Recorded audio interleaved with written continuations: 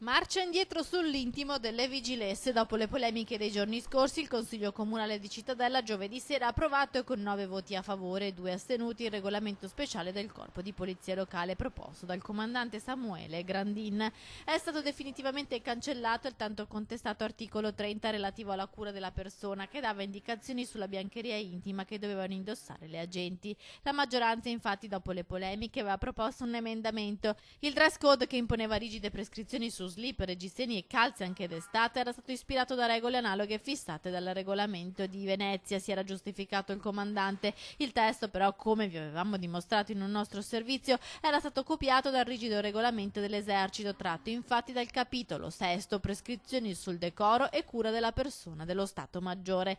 La seduta del Consiglio Comunale di Cittadella è stata ad alta tensione, con un botta e risposta acceso tra il sindaco Luca Pierobon e il capogruppo del PD Adamo Zambon, che alla fine ha abbandonato l'aula.